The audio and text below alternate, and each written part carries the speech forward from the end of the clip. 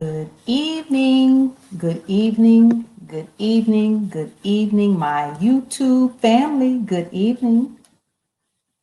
It's Monday, January 25th, and we are keeping up with Congress, y'all. I am Tamara Johnson Shealy. Come on in, everybody. It's 7 o'clock here on the East Coast, 7 o'clock p.m. Please share, please like, please spread the word about this broadcast, Keeping Up with Congress.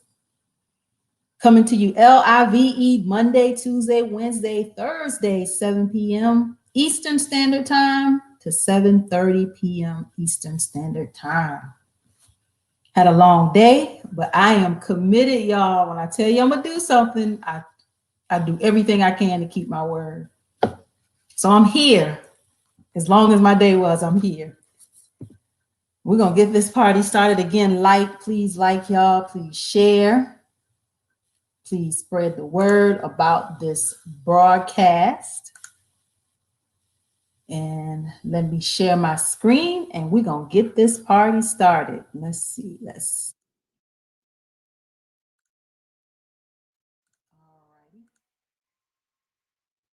And again, everybody, this is brought to you by Withhold the Vote. This is where we hold our elected officials and our candidates accountable. No longer do we go to the polls, just show up and give that vote away. No, no, no. We want something in exchange for that vote. And this is where we hold them accountable. This is how we win races. There's a lot of money being poured into these races, y'all. And just honestly, when I look at the $470 million that was poured into this U.S. Senate race right here in the great state of Georgia with Warnock and Ossoff, y'all, that is a lot of money that, you just can't compete with. But when I tell you that our ground game could do it, I truly believe when you have a strong ground game and you have receipts, let me say that again, a strong ground game and receipts, this is how we're going to have to win races. We got to beat them at something else other than the money. So again, I am Tamara Johnson Shealy, brought to you again by Withhold the Vote. Go to the website, join, support. We have our next meeting on this coming Wednesday. We are literally working behind the scenes on what you see here on this broadcast. So please, please, please like, share, spread the word, y'all. Get on board. Let's do the work. All right. I always try to bring you some news. I'm going to try to bring you some news every time to kind of keep us abreast. I wanted to share that the Green Book, the modern Green Book of Tampa Bay, draws customers to Black-owned businesses. I thought this was really interesting. It's great information. One thing I do believe in is us owning our own businesses, being determining our own fate, having resources to fuel our own communities, and that's done with our own Black businesses. So I encourage business. So I'll bring you information about businesses, about reparations, anything specific. Remember, I said we're holding these elected officials accountable, but we're also looking for opportunities. Where are the opportunities, particularly in legislation? Where's the money? Who is it going to? And how do we get some of it, y'all? Again, like and share. So this is the modern day Green Book. Two friends put a new twist on the Jim Crow era Green Book. The Green Book, it says here that the Green Book of Tampa Bay, as a nod to the Jim Crow era guidebook that safely pointed Black travelers to places to eat, visit, and stay. Their website began compiling lists of Black-owned businesses in 2018 that all people can solicit and support. And this is how we win. This is how we turn that dollar over and over in our communities. We have to support Black businesses. Just thought it was very interesting, and I wanted to bring it to you that there's a Tampa Bay Green Book for those of you that when you travel, you'll know where to go, where to stay, where to eat. Thought it was quite interesting. Another article I wanted to share with you tonight is minority business owners eyed for the next round of stimulus checks, Biden says. So, we have to be mindful about these buzzwords, minority, people of color, these overarching definitions and not being specific. Because when you're not specific, minority could be women, minority could be, you know, could include others that, and then Black people continue to get left out. I'd like specificity. We definitely have to have legislation that speaks directly to what it's supposed to do, not this overarching where people we can get mixed up all in there, y'all. So Biden has said that he is eyeing the next he's eyeing minority businesses. So we'll pay attention. We're definitely keeping our eyes on Congress. So we'll see what's coming down the pipe. This $1.9 trillion plan, how it really shapes up for Black people, those who are descendants of slaves. Another article, Black-owned businesses to get aid under the Biden administration. I want Biden to be specific, y'all. I just really want him to be very specific. It was something here that I wanted to, okay, across the nation, let me read right here. Let me highlight this because I remember seeing that I wanted to read this to you guys. 1 second. Across the nation, many minority businesses were left out the first rounds of PPP distribution.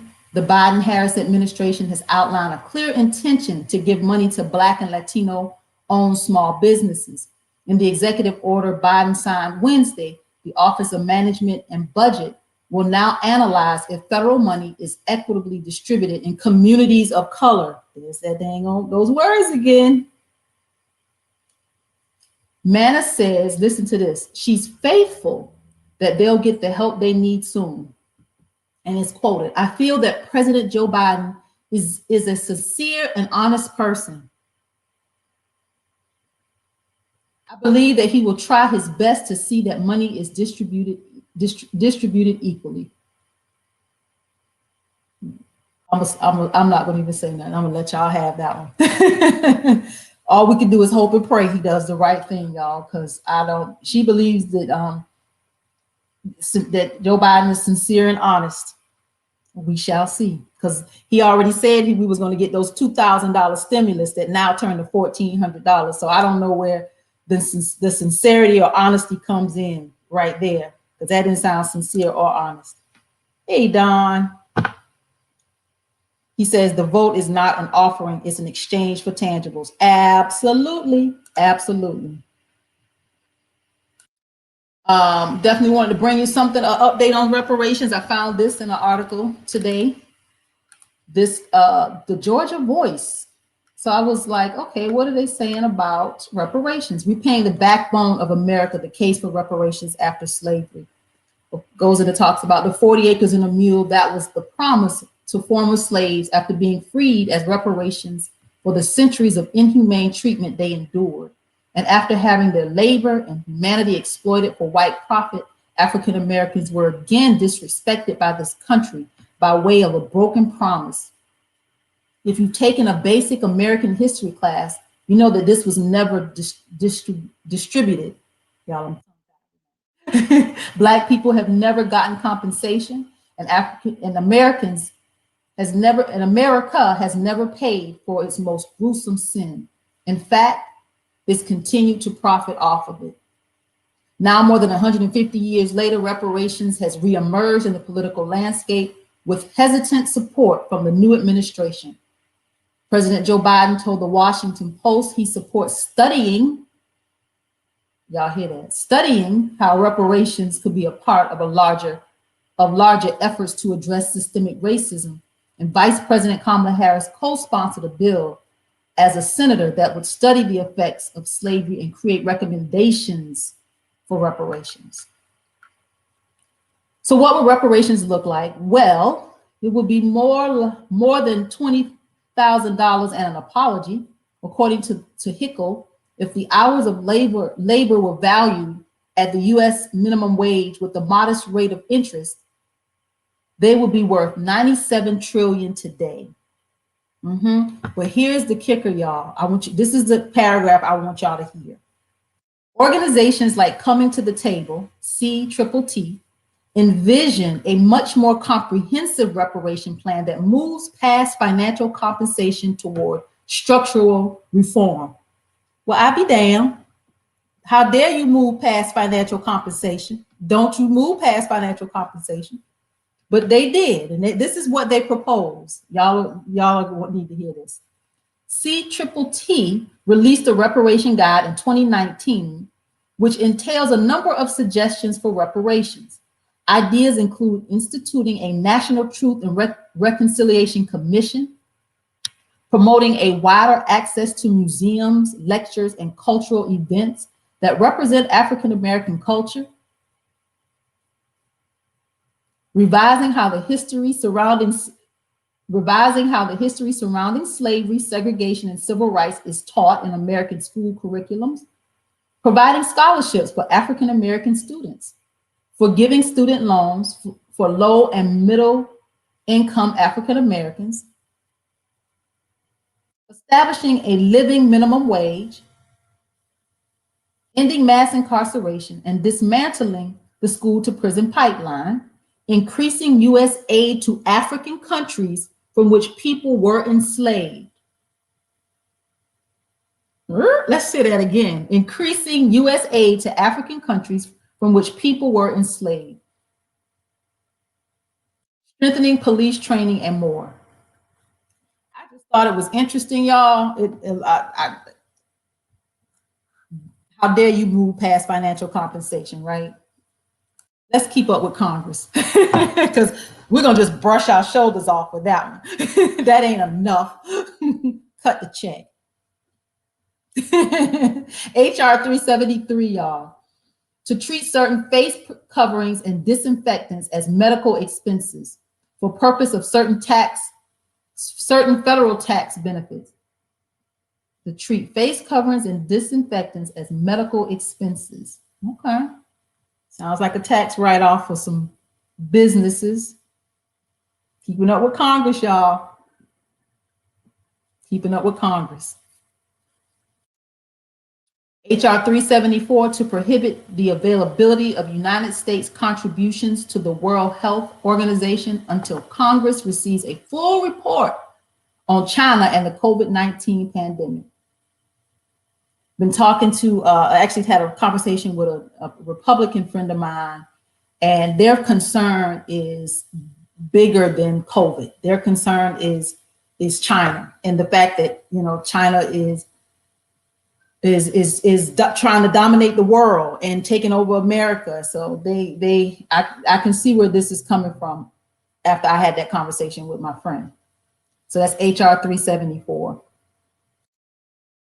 HR 375 to provide that no person may be required to wear a face covering on federal property or while traveling interstate commerce and for other purposes. So we were just talking like last week, there was a bill that we saw last week that was requiring persons to wear face coverings on federal property.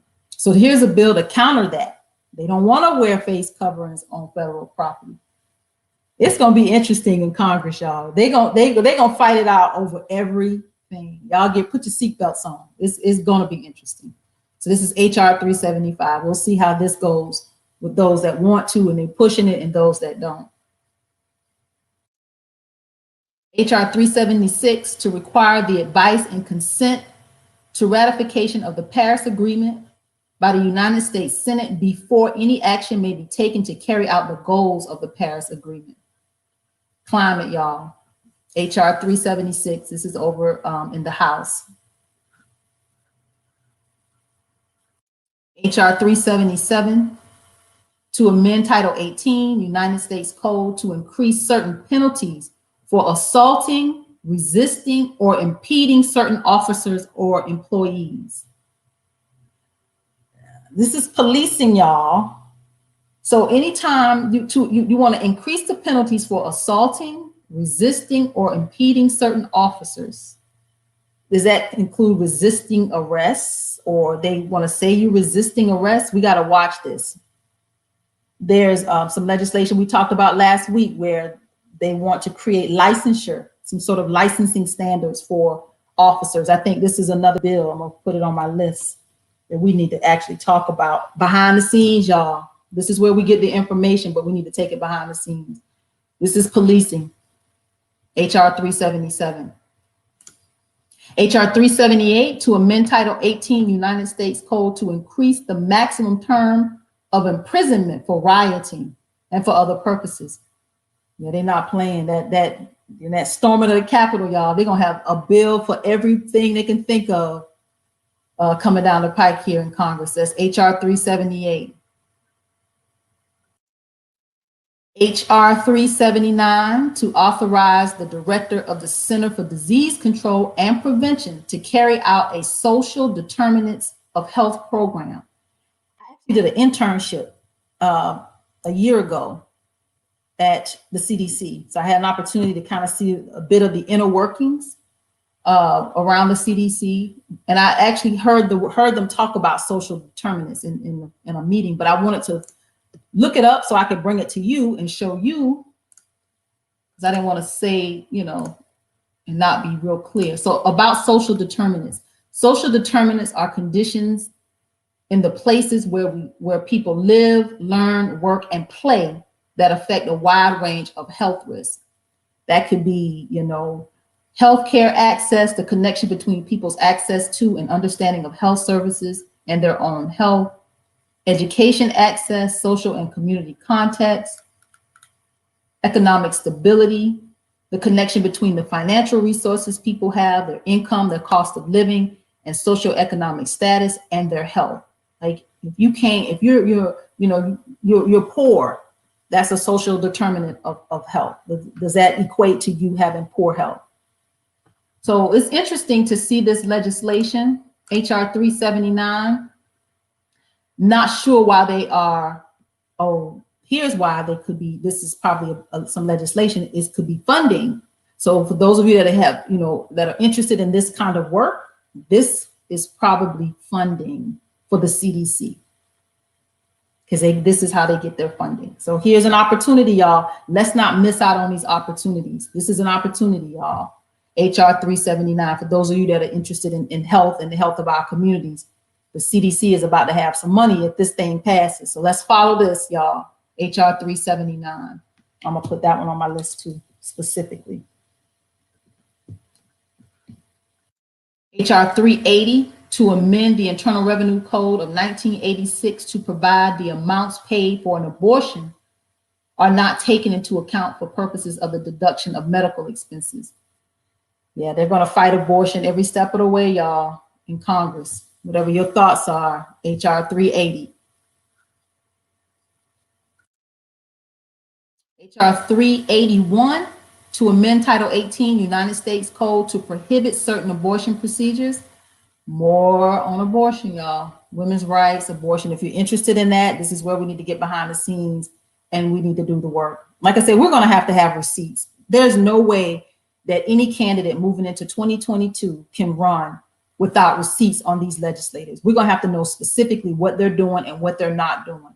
We cannot compete with the millions of dollars that are being poured into these campaigns. But I'm telling you, when we get on the ground and we organize, that will be our way to actually win some races. So let's pay attention, y'all. This is HR 381. HR 385 to direct the Secretary of Transportation to make grants for the operation of a clearinghouse to collect, conduct, and fund research on the influences of highly automated vehicles on land use, urban design, transportation, real estate, and municipal budgets. Is these automated cars, are these driverless vehicles? For those of you that are watching this technology and how this is all unfolding, this is interesting legislation, I thought.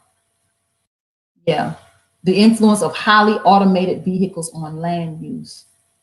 Is this the automation? These are jobs that, if you take Uber, maybe your Uber driver will be just the car itself. You won't have an Uber driver.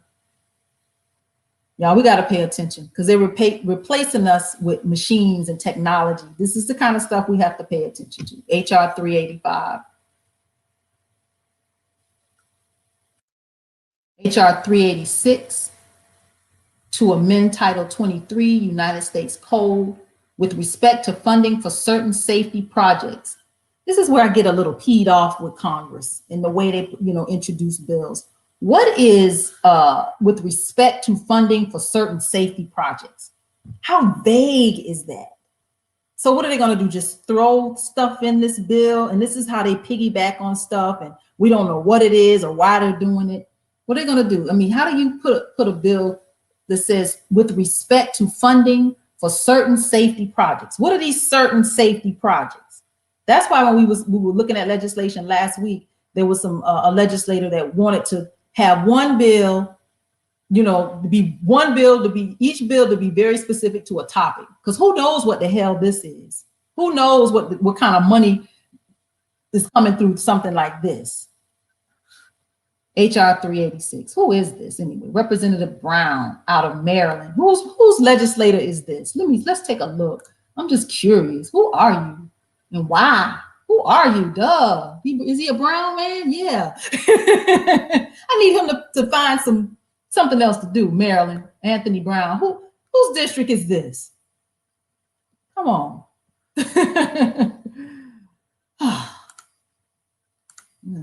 HR 387, y'all. To prevent doses of vaccines for COVID-19 from being wasted. To prevent the doses of vaccines for COVID-19 from being wasted. So what do they want us to do with them? If they're wasted, how are they discard? Is it specific to the way they're discarding them? Are they putting them away properly? But this doesn't say that. It says to prevent doses of vaccines for COVID-19 from being wasted. What does that mean? I'm not quite clear. This is why we have to find out. This is why we have to do our research, and this is how we have to get behind the scenes. How are they being wasted? Are they not being refrigerated properly? And you have to throw them out? This is interesting. HR 387, y'all. For those of you that are following COVID, following this vaccine, this is where we get behind the scenes and do the work and ask the right questions, because I want to know what this is and why this is. HR 387.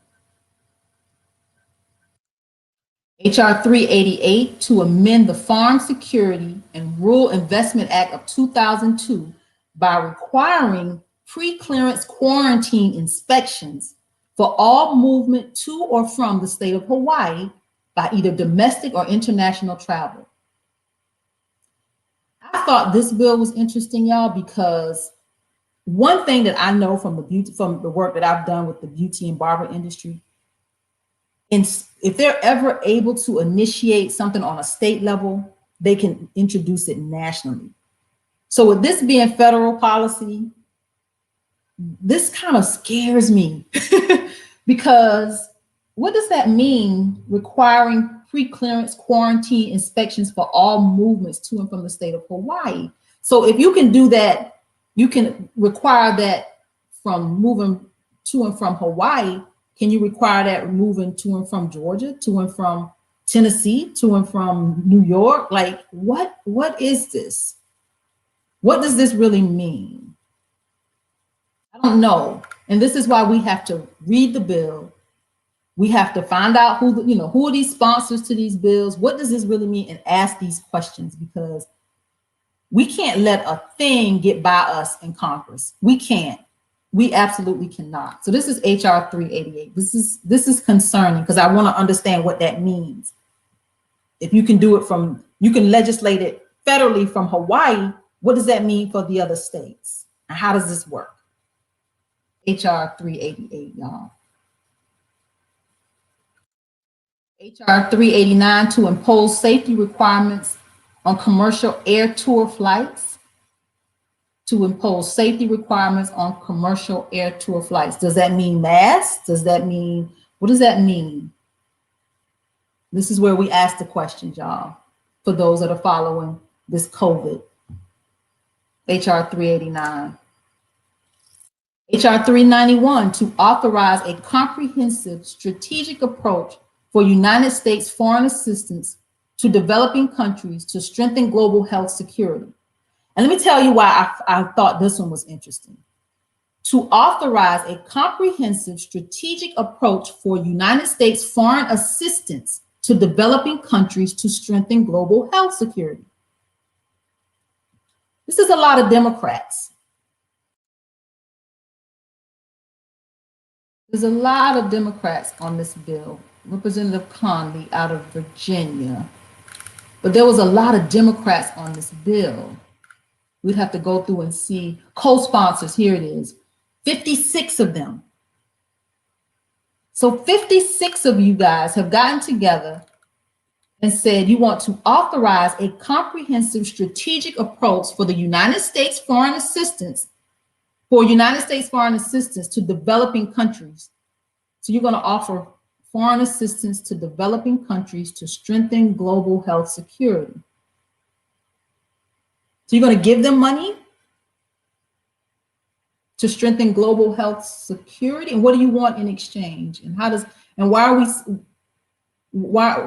we spending enough here before we spend some somewhere else? It's a lot of Democrats. I thought it was 56. I knew it was a lot. 56, y'all. See it right there? 56 co-sponsors on this legislation. HR 391. I have questions. HR 392 to increase the rates of pay under the statutory pay system and for prevailing rate employees by 3.2%. I thought this one was interesting too. It has 11 co-sponsors, y'all. And I thought this one was interesting too, because who's getting this raise? Who is getting this increase to the rates of pay? Who is this? Is this money for y'all? Who is this? It didn't say, and I didn't read it, but this is where we get behind the scenes and say, okay, so who are these 11 co-sponsors? If this is monies, it's a pay raise for y'all, who are the 11 co-sponsors that think this is a good time for y'all to get some pay raises? I just want to know. Like I said, I have not read this, but this is where we get behind the scenes and do the work and ask questions and hold them accountable. Because you want to raise in the middle of a pandemic. Who are you? Is this for us, working people? Is this raising the minimum wage? If so, okay, but it shouldn't be for y'all. So this is where we get behind the scenes and do the work and ask the right questions and have receipts with those that, if they're on this and it's for them, we need to show you was giving yourself a raise in the middle of this pandemic. If that's the case. HR 392. Our next meeting is Wednesday, y'all. This is where we have these conversations. This is where we do this work. Withholdthevote.org. Become a gatekeeper, because that's what we are. We're gatekeepers. HR 392. I'm almost at the top of the hour, y'all. Well, at my half hour. HR 394 to expand loan relief to all federal student loan borrowers. Let's pray. Please. To expand loan relief for all student loan borrowers. I want mine gone. They got 13 co-sponsors, y'all. Maybe we can influence this because we need to get rid of the student loan stuff, y'all. To expand loan relief for all federal student loan borrowers, please. HR 394. HR 399 to direct the administrator of the Small Business Administration to establish a forgivable economic injury disaster loan program for small business concerns located near the United States border. Okay, so what's going on at the border that you want to, you feel like you need to establish a forgivable economic injury disaster loan program for small businesses at the border? Not the rest of us in this COVID season, but for the ones at the border.